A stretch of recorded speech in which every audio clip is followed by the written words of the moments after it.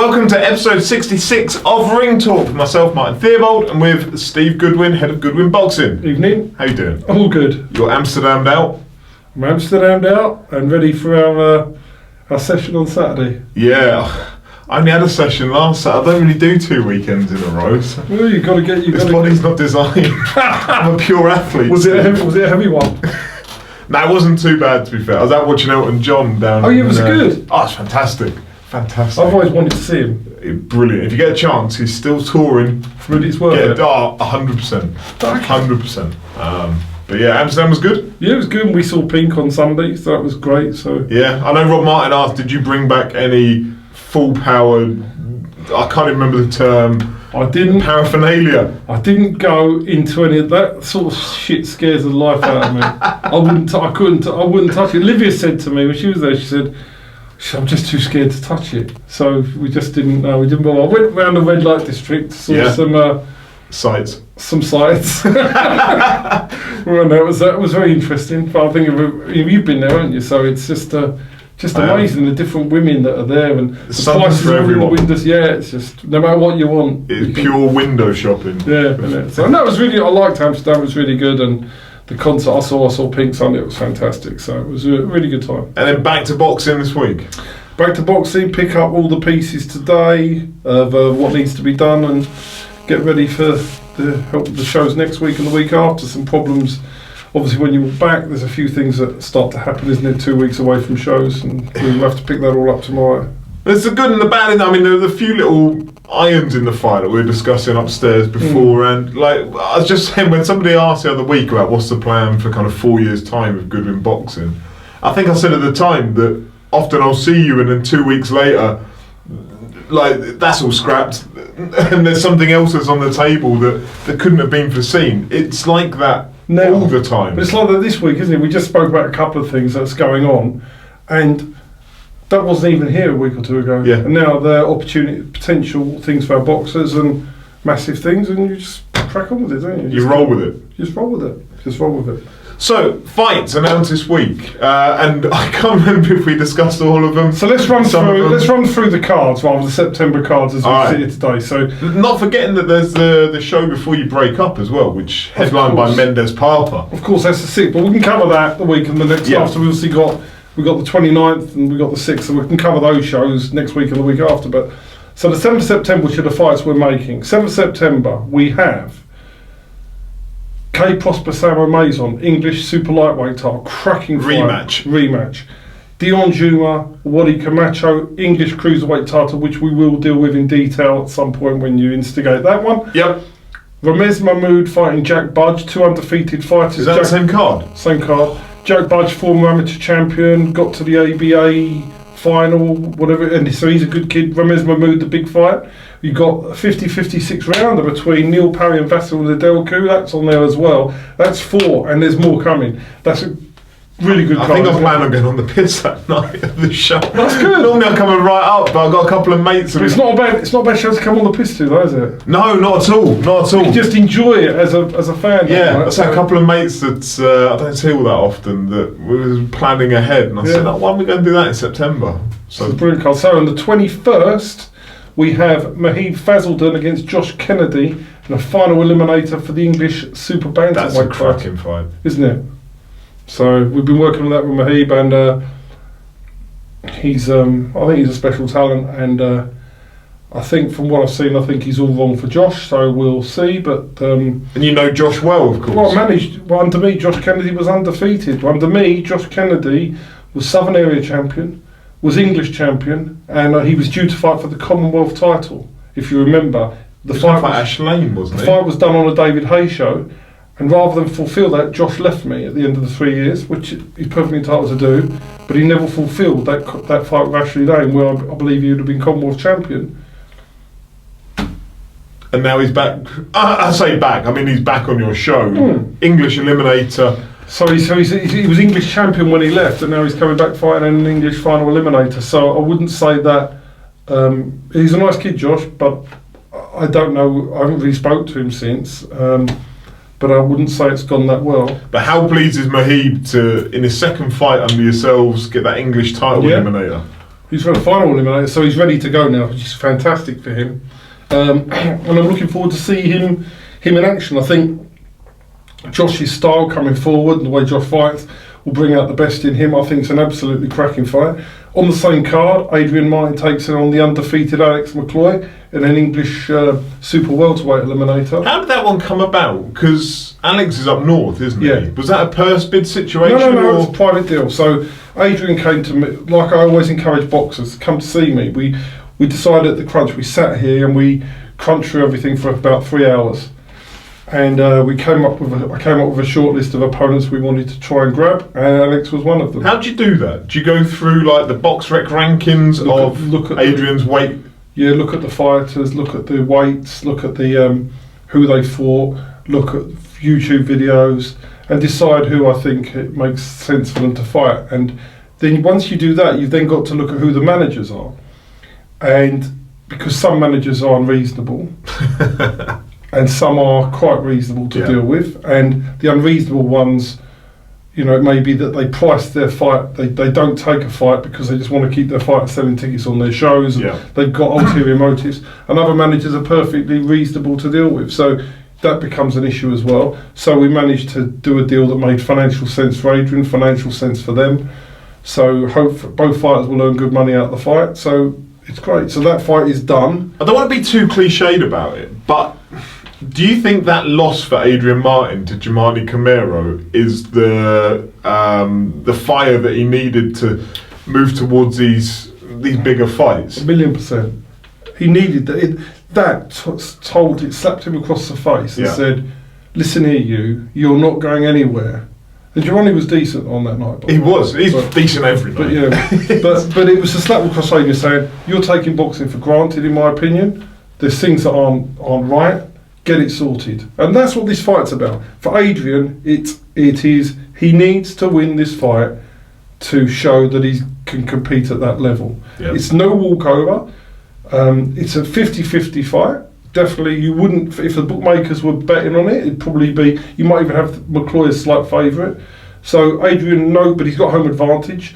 So I hope everybody gets behind Adrian on what is his biggest night of his life in his boxing career. So I took over what fights on the show as well, but but there's two there. So so they are the two. So but there's so many more fights that we have to get on these September shows, which I can go through. There's so many more title fights to come. So these shows are going to be fantastic when we finish. Yeah, fantastic. I'd imagine at least another 4 big fights to come on. Right. At least. Can you do them on the one on the piss? I'll try. Actually, I'll come down and write up on the other ones. Maybe do them then. Better chance of remembering them. Yeah, so it's great. It'd be great. It's really, really good show, and that's what gives you the buzz is when you build the fighters towards titles, and it's an exciting night. Yeah. So. The titles that are coming, are they for lads that haven't fought for titles before? No, there'll be ones. They're probably going to be ones that are through the titles. Oh, right. So bigger titles. Okay, right. I don't know what they are. So interesting. Yeah. Any other fights have been announced this week? I think they're the major fights that have been arranged. So we'll talk about new signings now. So there's a new signing who we're going to drop in an interview with. And I'll let you pronounce his name because Shocki Khan from Ellesby's. He'll be interviewing him later. Former ABA semi-finalist, so he's been it's been great. And we've had a few other signings that they've all been out on our social media page, so you can have a look. Undefeated professionals and other kids turning over. So there's been two since our last show, and it's going really, really well. And I've got 2 more boxers to see this week. Right. So it's going really, really well. Yeah. And make sure you subscribe to this channel as well. I forgot to say that.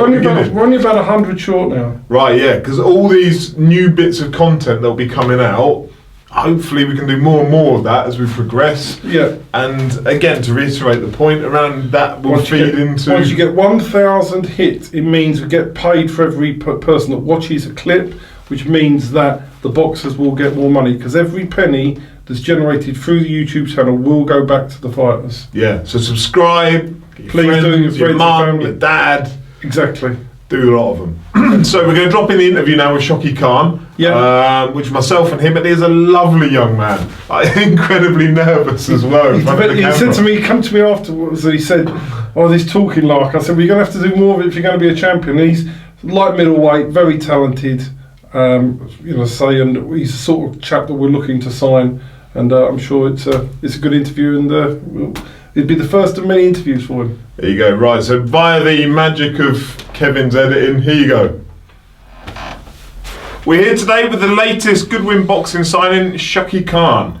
How you doing? I'm good. Have I pronounced it right? Let's get it right. Yeah, you got it perfect. I'm all good, thank you very much. Excellent. So signed with Steve Goodwin. Yes. Today? We're just getting a fight date sorted out now. Hopefully in September time we'll be ready to go. Excellent. All right, so give us a little bit of background about yourself. Me, I've been fighting for 10 years now. I've been. You don't look old enough to have fought for 10 years. Sorry, come on. We'll give you that. I'm 25 years old now. It's about time. But I've been boxing for 10 years now. Is that solidly for 10 years? Yeah, solidly for 10 years. It was my uncle that actually got me started up. My dad took me when I was young, but I fell out of it, and then I got back into it when I was 15 years old, and now 10 years on, I've been fighting and training, and 40 odd fights down deep. I've had 25 ABAs, and been working on 25 ABAs, and then with white collar fights and Queensbury and all that as well. But so it's been it's been alright. So what were your highest accolades or achievements within the amateur setup? I've been to the semi-finals in the ABAs. That's senior? Seniors, yes. And I've won the home counties 5 times. Oh, right. And that's pretty much about it. I've won the Southerns and the Easterns, but that's just on the tournament. The novices, that was.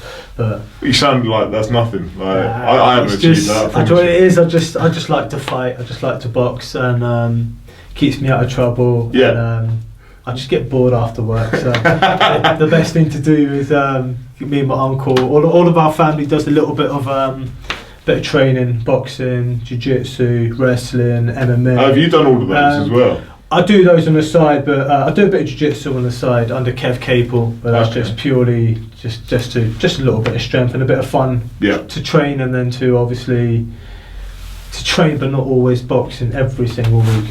Just a little bit of fun on the side. So. All right, so you haven't got a trainer sorted out yet for the pros? I have not, no. So, I mean, knowing that you don't have that, what kind of weight do you think you'll be looking to come in at in the pros? To be fair, I've always had my uncle Anab. He's always been watching me and obviously teaching me at the same time as well. So whoever I go with, I'd like my uncle to have some sort of part in it. Okay. Just for familiar. Face it, and obviously he's been there since day one. Yeah. And I'm still learning under him as well. But I believe I'll be fighting at 69 kilos. What's that in English? I never understand kilos to pounds. That would be light middleweight. So okay, well, you'd be a big light middleweight. I know. I'm really tall, aren't I? Yeah. I've got nothing on me. That's why. But I think that's the weight that will be good for me. I feel strong at that weight as well. I've boxed majority of my last 10 odd fights at that weight as well. Okay. So I think I'll make that without doubt. Anyway. So do you see any concerns or issues if you kind of transition from amateurs and through to the unlicensed scene, then making it as a pro? Majority of my fights, but a lot of people told me that I had a professional type of style fight as well. I wouldn't be so quick off the mark in the first round. Right. But so kind of learn your opponent, or just fill the first round out, because majority of the time in amateurs you don't actually have the information of the fight you're fighting. You don't. You just turn up on the day. You just turn up on the day and you're just fighting. So the first round is always feeling them out, and then the second and third, and sometimes in the fourth as well, because we do 4 rounds of some ABA fights as well. Right. I'd get going and Alright, so what are you most looking forward to about making it as a professional? I'm just looking to fight. I'm just happy to fight. You try and carry on fighting? I just love fighting. Make my family proud. Do a lot for my, obviously, Britain, and do a lot for my country and back home as well, in Kashmir. So Kashmir, I mean, are there many Kashmir professional boxers? I've no idea. Kashmiri Pakistani, so there's a few. There's Amir Khan. There's a few around, but no one of the big lights just yet. Anyway, apart from Amir Khan, obviously. Yeah. So you're looking to trailblaze it a little bit. I'm just looking, just go see how it goes. Yeah. I'm excited. I feel like I've got the professional style to do well. So what style are we going to get out of you? What are we going to see come September on your debut? I'll be boxing, and I'll make sure I keep on the end of my punches. Right. So you're not going to be blazing in like some people on their debut? No, of course. I'm not going to go in there just windmilling it or anything. I'm going to keep it nice, technical boxing, stick to my advantages, stick to my technique, and just go through what we did in training, stick to the game plan, and just make sure we get that win. All right. So we'll see you in September on a Goodwin show. Your call. Make sure. Have you ever boxed at Your Call before? I have not boxed at Your Call, but I'll make sure I make the debut exciting anyway. Excellent. Have you got any sponsors or anything that you need to give a mention to? Of course, I've got Minotaur Fight Store. Thank you very much, as always providing me the best fight gear. Check them out. They've got their own website and everything, so you can find them on my Instagram, Junior Shofqat, and I look forward to seeing you all soon. All right, excellent. We'll see you in September. Thank you very much. See ya. Right, and that was Shocki Khan. And what you couldn't see as well was his uncle was off camera. He was such a nice man, Shocki. He was like, "Was that all right? Was that all right?" to his uncle. Oh, really? Bless him. It was. He'll have plenty more of those to do in time. Right, so we're going to move on to the questions for the week. See some good ones, haven't there? I don't know them all, but I've seen a few pop up, and I thought they're really good questions. Let's start off with Jacob Kilbride on Twitter. How does Steve cope with managing so many boxers and trying to make time for all of them? It's a good question. Teamwork, because that's why you build. That's why you have a team around the management side of the business. And Kevin works really hard at dealing with a lot of the stuff, whether it be the medicals or just general queries. You've got Alan that runs the ticketing. Josh helps out doing bits as well. And basically my job is the fight planning and the title arranging. That's what I do, and helping out with the matchmaking. So it's a shared job. Every fight has a fight date. Nobody's missed out. We plan everything. Everybody can come up here and talk whenever they like. So it doesn't. The point is, I know managers with 15 fighters who are so disorganised. They're useless. We're a slick operation, but also very personal with the boxers. So every single boxer knows what they're doing, where they're going, and what they're doing, how their careers planned. Such as Adrian Martin, Muheeb, Fazeldin. They're getting opportunities and career guidance and planning that most other people don't do for them. Yeah, I mean, to give people a peek behind the curtain of it, there's a big whiteboard upstairs that has like your next 3 shows typically laid out, doesn't it, with the home fight on the left hand side, and then there's your matchmaking and gradually kind of filling in the right hand side. Then you move on to the next fight night and start working through those. But yeah, kind of it's that constant rolling organisation of doing it. And Kev's got such a wide ranging role, hasn't he, of from, as you say, medicals, matchmaking to editing these videos, event organising with Josh. Yeah, event organising, making posters with Josh as well. Well, in fact, lately Kev's been doing a lot more of that workload because Josh has been busy studying. So Kev's had a lot more forced on him than he had before. Yeah, I mean, even then through to like picking up boxers when they arrive at Luton Airport or wherever it is, and taking them to their hotels for the night. Like all these things, people probably don't appreciate. We've all done it. Kev does most of it, but Josh does it, I do it. Sometimes my wife's even done it. Yeah. So we all just muck in to help the operation work for the promoters that are promoting under our banner. Yeah, I mean, because that's also forgetting on fight night that you have your wife on the front desk doing tickets, you have Trevor up in the bar, you have Seth kind of milling about doing bits. There's everybody's chipping in doing something. It's a great team, isn't it? And they're all nice people, like lovely people as well. It's just a great family. Trevor. I mean, he gets taxis back from Cambridge to Essex. Exactly. Because he's a fucking loony. Is he outside, mate? No, he was going out on it with his nephew on a duck, but that was been cancelled. And he texted me today, so I need to say my Saturday's been cancelled. But I just don't think I can. I'm going up to Liverpool with you, which is on Tuesday morning. He said, I just can't handle 2 sessions, so I'm not going to come this week, so there we go. But yeah, they're all like, everybody chips in and does something. Yeah. Like whether it's stamping hands outside your call as well. And I've got a really great group of people, and that's what it's about, isn't it? It makes it all more work. and a lot of it's volunteered as well, isn't it? Is Yeah. you know, these people give up their time to come and Yeah. I know you repay them in different ways, but you know, their time on a Saturday, they're not sending you an invoice for it. No, It's, exactly. That's great. Cool. Right, moving on. British Boxing Blog. Do you agree with the sentiment that a promoter or manager is only as good as their best boxer? Or is it possible to be a top manager without a world champion, for example? Hope that makes sense. It does. Right, now we need to split it into 2, because it's actually 2 separate questions in one. Okay. So let's deal with the promoter first. The question is the promoter only as good as their top boxer? Yes. Because if for example, I'm a promoter and my best fighter that I've got under my banner is English level, then as a promoter, that's the level that I can stage. So that's as good as I am as a promoter. However, as a manager, the best managers are those that can get their fighters to overachieve. Yeah. It's not about taking a world champion and he loses the world champion, you put him in a WBC international, he wins that or he loses that. That's not really managing. The best manager is about somebody that's Southern area level, getting them to win in English and fight for British. Somebody who can win a British to get them to fight for world.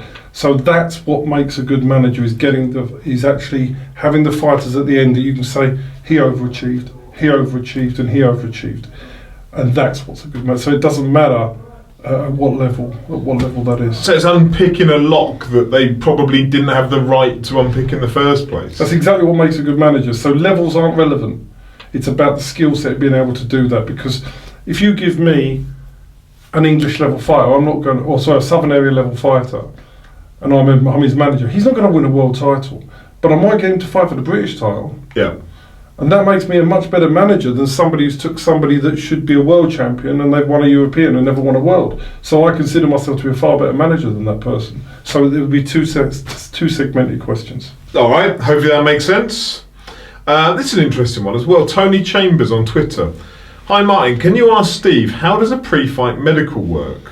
There are various segments to this question, so we'll start with it all in one, then we'll come back and break it down. Does every fighter have to have one, or is it just championship fights? How long before the fight does a medical take place? Who else attends the medical, and can someone from the opposition camp be in attendance? So, does every fighter have to have one, or is it just championship every fights? single fighter has to have a medical. And by medical, let's define, you have the annual medical.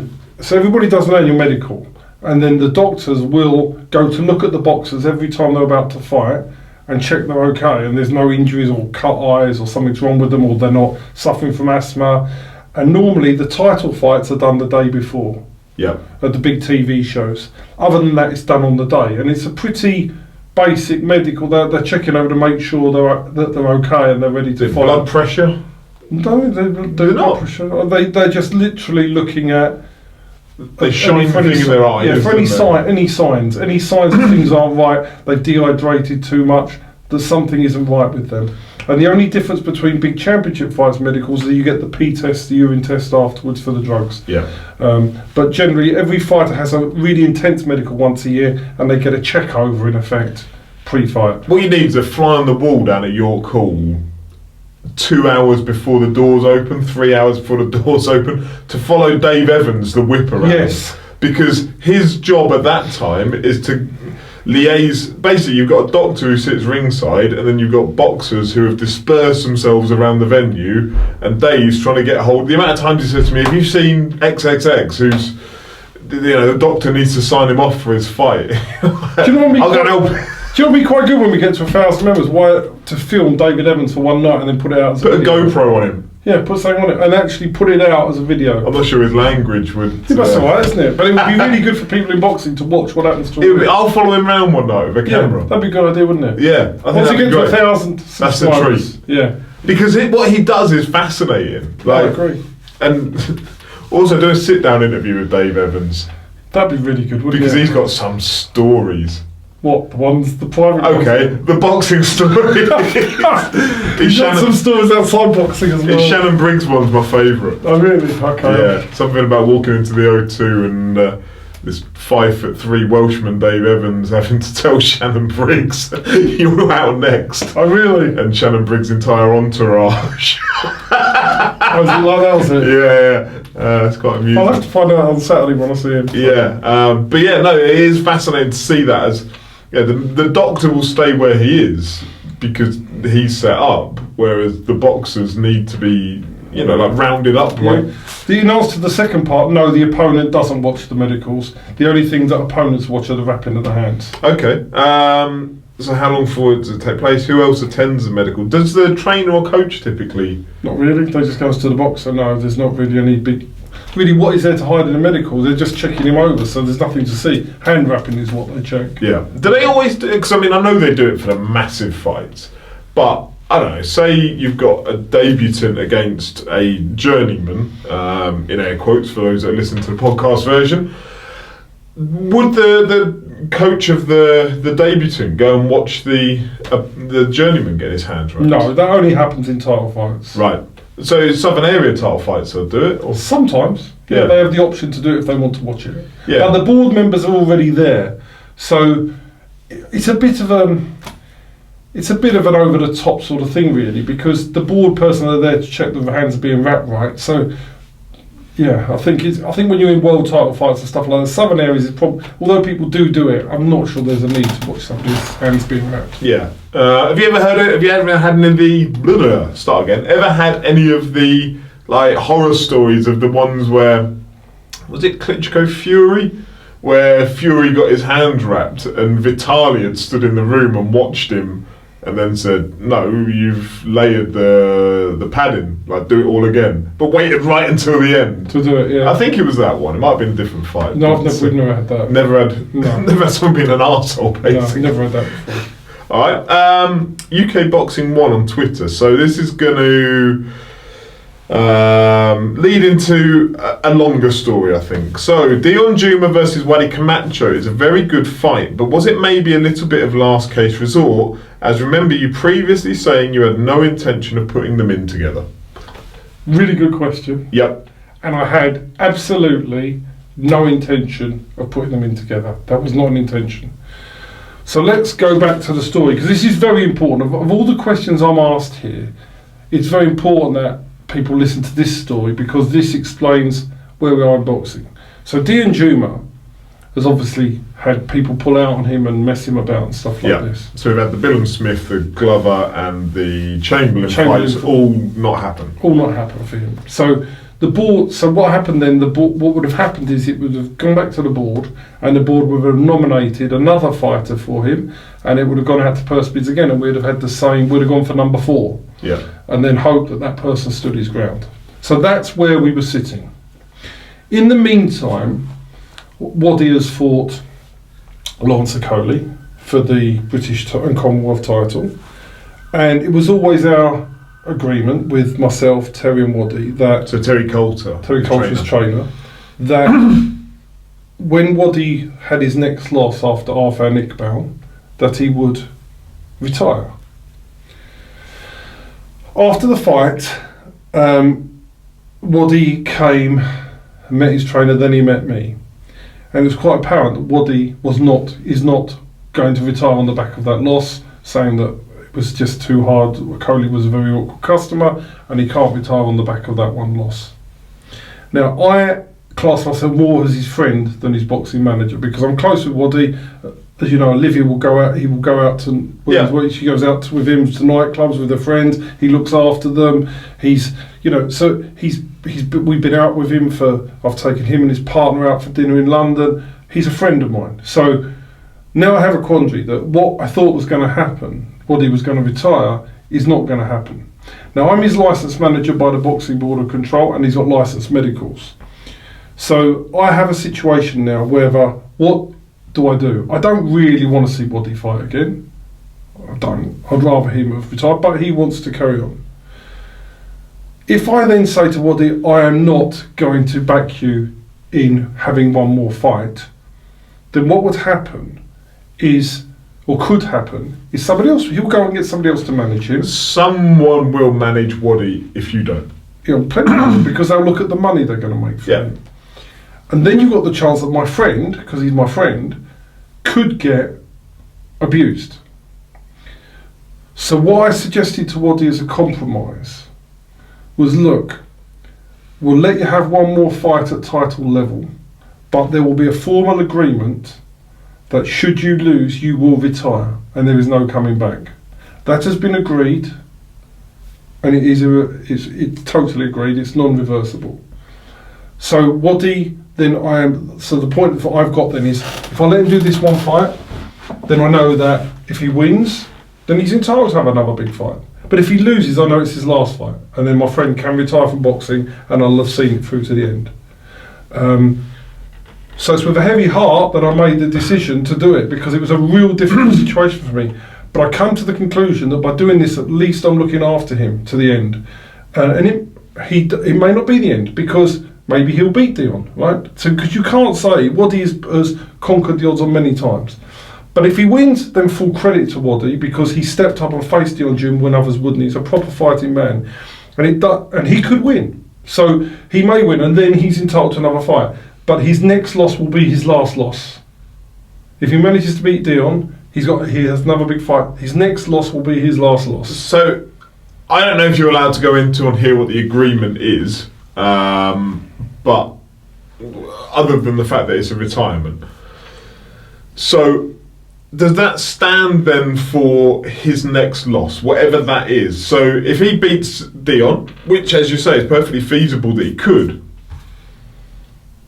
and then that opens up another British title shot, by which point Lawrence Okole's moved on and he gets Isaac Chamberlain. That same agreement is in place and will stand for that fight as well. If he beats Isaac, it stays and stays and stays. His next loss is his last loss. Okay. And that way I am able to look after my friend to the end of his career, and I've got a control to the end of his career. I don't want to see him become a Danny Williams. I don't want to see him become a punch bag for people coming up, where he's sliding and they're going up. He's fighting for an English title in this fight. If he wins, he wins. If he doesn't, he's going to go out on fighting for a title. So he goes up with his head held high and not being beaten by somebody who's not fit to lace his boots. Yeah. And I felt that was the right solution to the situation. And I managed Deion as well. For Deion's perspective, managing Deion, he wants to fight somebody for the English title. Wadi's prepared to step up. It makes sense for Deion. It makes sense for Wadi. Not a fight that, but I'm doing the right thing for both fighters. And with Wadi's situation, it was something that I had to think about, because when you fought for British title on Sky Sports and you've come back and he's done the wonderful things he has, beat Arfan in the rematch, fought Lawrence Okole on Sky. He's had a great career and people cheered him out of the ring that night. So I don't want him to go down the rocky road. But Wadi will not, if he does not win this fight with Deion Jumah, he will not fight again. If he does win, then he's entitled to fight again. All right. And I hope that, do you think I've explained that well enough? Yeah, I mean, I know the background to it, and I know it's not lip service what you're saying about your relationship with Wadi and the the split decision that you had, because I was there when you were kind of debating it. So I know that that's true. I think that explains it well enough. That it was an option of allow him to possibly fall into the hands of someone far less scrupulous than yourself, or come to an agreement that suits all parties. Yeah, and that's exactly what we've done. Yeah. So there you go. Hopefully that answers that. Next part of his question: update on Nicola Adams and update on Nicola Adams. I think she's reflecting on what she wants to do with life. Okay, fair enough. Let's leave it at that. A question from Leadright on Twitter, my friend Riku, who you've done the piece with recently. Brilliant article. Wasn't it? I read it. Brilliant article. Yeah, brilliant article. Really. So yourself and Lee and Dennis Hobson. Really good article. It's well written, and I think it covers all the aspects. Yeah. Every boxer that's turning pro should read that article. Yeah. Did you speak with Riku? Yeah. Do you know he's Finnish? No. I know. You wouldn't know it. No. A really nice fella. English is his second language. Really? I know, it takes a piss. He speaks English better than us. I know, it's incredible. But no, top man. And yeah, go and read that. Find him at lead_right on Twitter. It's on Boxing Socials, social media stuff. What's the biggest challenge in rebuilding someone that's not a big ticket seller, i.e. Kid Galahad? I think it's very difficult for me to comment on. I've never had to rebuild a fighter that's lost for a world title on TV. I mean, I've rebuilt Wadi Camacho from 3 losses when he came to me. He was down in the dumps. So I've rebuilt. I took Michael Ramez from being a supposed journeyman to English champion. So I think I've done that. But to say about rebuilding a televised fighter, it's not really a question I should answer because I've never done it. Frank? Yeah, I suppose I rebuilt him. Yeah, I suppose that's fair. He was out in the wilderness. I built. Well, it's to get him in for me, it was to get Frank in a mandatory position and put him in a position where he had a value that people wanted to deal with him. Kid Galahad, from that particular performance, whilst I only see bits of it when I was watching it on the phone. He probably didn't enhance his value in terms of watchability. I think winning by a round in a shitty fight. Okay, well that's about it. But I don't think people would flock to watch a Kid Galahad fight. No, and he's very good at what he does, but what he does isn't fan friendly. Yeah. I think it's hard to build a fighter like that. Yeah. All right. Other part of it. What checks and balances are there in places for referees following a poor performance? E.g., Robert Bird following his performance in the Bradis and Glowacki fight. Well, that again, I don't deal with that. But so to give people the context, that was where Bradis pulled out of the pump. Elbowed him, didn't he? He was getting punched on the back of the head, wasn't he? Yeah. He just pulled out and walloped him with the elbow. And then hit him after the bell and everything. Yeah. I think the problem you've got in boxing is we've seen some very bad things go on in boxing. We saw it with Miles Shinkwin up in Preston. Which the Liam Conroy fight, which was, watch that. If anybody wants to watch that fight, it was terrible what went on there. We're not really privy to what happens to the referee, so we're not privy to any hearings or any disciplinary. So it's very hard for me to say that because I don't know any punishment that's been dealt to any referee. There should be a hell of a lot more punishments dealt to referees around the world for some of the things they get up to. Because to me, you're either incompetent or corrupt. Yeah. And both equally bad, and I think there's a mixture of that going on. One that I know you won't answer, but I'm going to ask it anyway. Jamie Murphy, Mr. Boxing BOS on Twitter. Who do you favour in the Jumah versus Camacho fight? Look, I look after both fighters.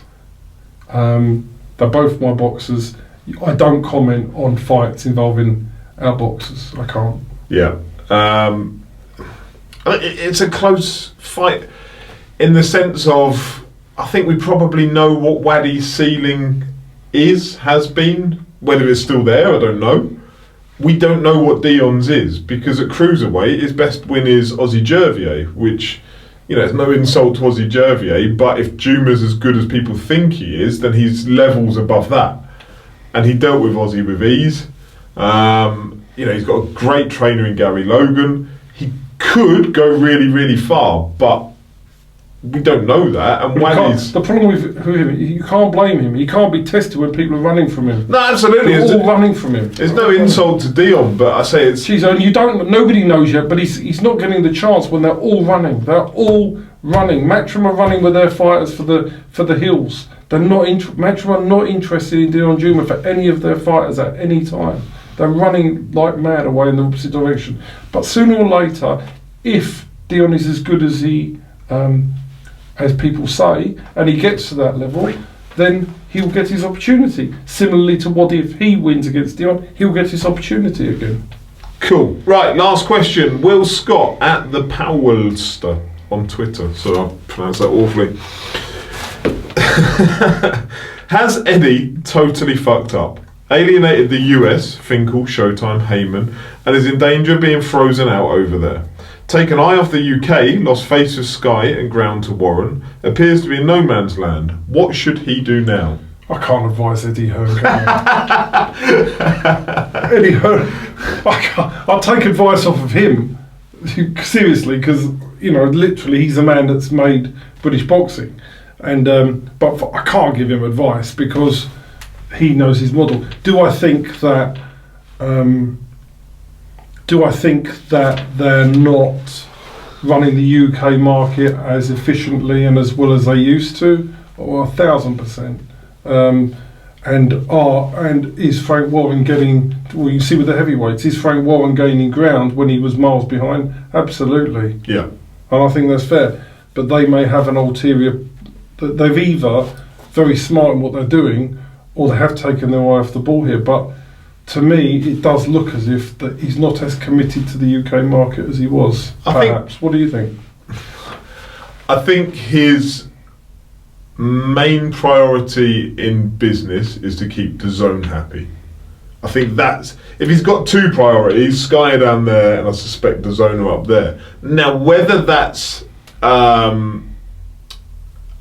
long-term strategy that you would then, he may have had conversations with John Skipper at DAZN to say DAZN are going to be over in the UK in 3 years' time, therefore sink the ship at Sky and we'll bring the DAZN model over to the UK and you can provide the service for us over there, and there's a poorer Sky platform that people have kind of lost interest in for boxing. I don't know, I'm just saying hypothetically that isn't impossible to have happened, but it's so evidently clear that the Sky boxing package right now is weak.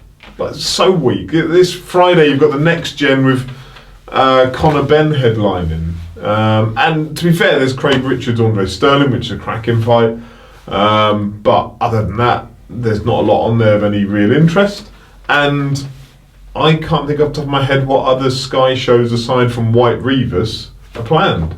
You got one on the 6th in Manchester, haven't you? Is it the 6th? Coley versus Jack Massey. Yeah.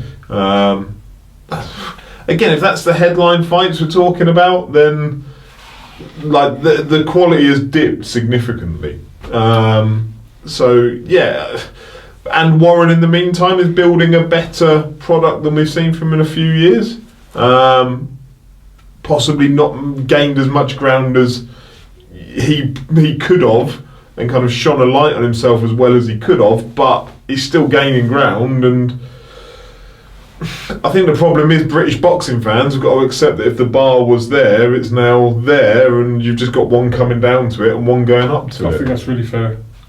Good assessment. Yeah, so that's the top level. So pay more interest to the lower level. Get interested in that. Whilst the top level's kind of lowering its standards, get involved with the grassroots. There's some better fights on some of the, not all the small shows, some of them are shit, but some of the better ones. There's some really, really good fights out there. 100%. Starting with Mendes versus Parper, which we'll discuss. You like that fight, don't you? I do. You love that fight. I do, for various reasons, which we'll touch on when we get nearer to it. But that's it. In the meantime, subscribe. Make sure you hit that button. Any boxers, send me your sponsors, because no one did this week. Oh, really? Again. But yeah, and we'll see you next week.